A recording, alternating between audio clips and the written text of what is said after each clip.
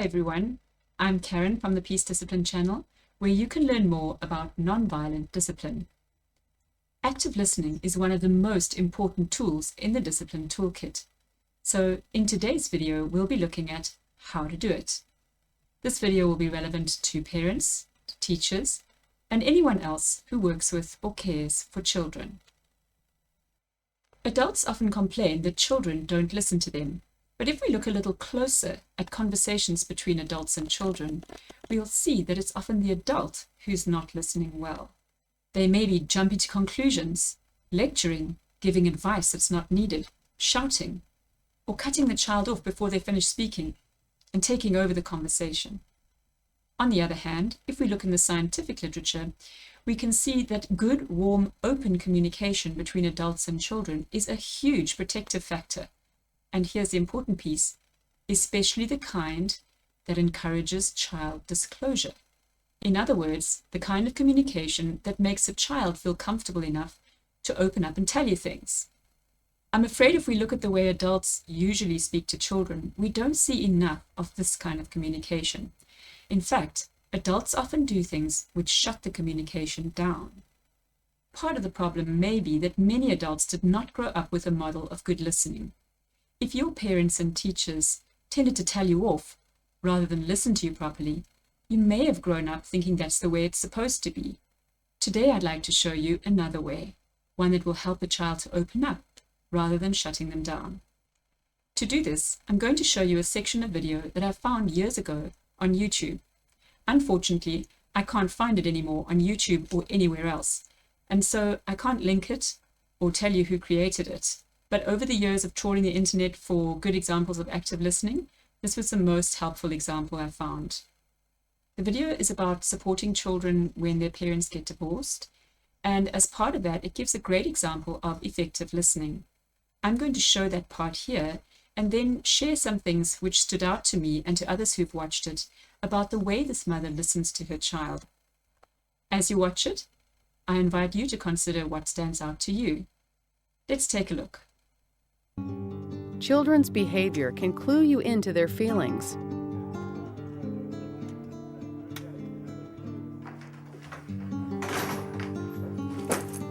My teacher is so stupid. I got in trouble for leaving class. How do you react to that? Commanding, Don't call your teacher stupid. warning or threatening, You better deal with this or you're gonna have to deal with me. moralizing, Honey, you know it's not nice to call people stupid. lecturing, Leaving class without permission is not okay. advising, Honey, the first thing you need to do tomorrow morning is go talk to your teacher. You're gonna have to get up early. blaming, What did you do this time? using sarcasm. Well, I guess you just want to stay home this weekend and be grounded. Reactions like this are typical under moments of stress, but they shut down communication and make it less likely that your child will seek your guidance. Parents can use moments like this to help children navigate life's challenges. Let's watch Mom try again. My teacher is so stupid. I got in trouble for leaving class. Why don't you come sit down and tell me what happened? So tell me what happened.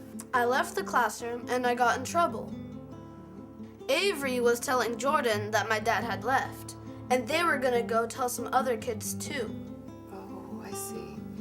So you were upset that Avery was talking about your family. Yeah. It doesn't feel very good when people talk about your family like that, does it? No. So you felt embarrassed and like you needed to leave class? Yeah. Did your teacher know why you left? No.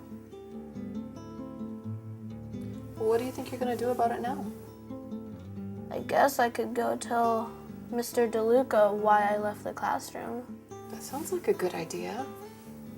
Will you let me know if you need any help? Yeah. Thanks, Mom. Yeah.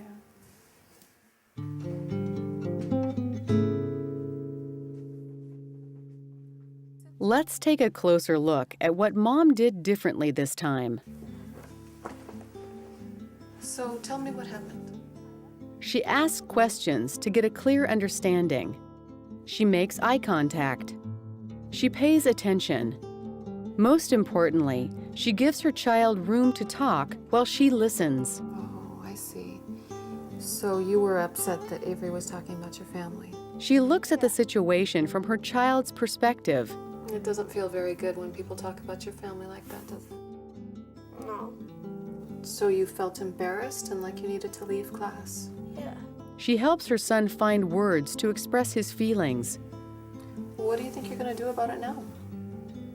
I guess I could go tell Mr. DeLuca why I left the classroom. That sounds like a good idea. Will you let me know if you need any help? Yeah. Thanks, Mom. Yeah. And she shows empathy. So, what stood out to you about the way this mom listened in the video? Perhaps you can let us know in the comments. Something that always stands out to me is the amount of space this mom gives her child. We very rarely see adults giving children enough space to talk. Generally, in interactions between children and adults talk way too much, so this was really radical in contrast to that. Others have said that they admired the mom's patience and her trust in her son's ability to deal with the situation. One mom said, "I don't know if I would have that much trust." I loved that the mother in the video didn't take over, tell him what to do, or phone the school. She offers help, but doesn't take his problem away from him. Rather, she helps him find his own next step. This video gives good examples of active listening tools you will often hear about in the Peace Discipline videos, like asking open-ended questions. What do you think you're going to do about it now? And reflecting back what the child is saying. So you were upset that Avery was talking about your family. Someone rightly pointed out that this mother doesn't just reflect back the events, so they talked about you and then you left the class, but rather focuses on his emotions. So you were upset that Avery was talking about your family. Yeah. It doesn't feel very good when people talk about your family like that, does it? No. So you felt embarrassed and like you needed to leave class. Yeah. This is called emotion coaching, which means talking about and naming emotions when talking with children.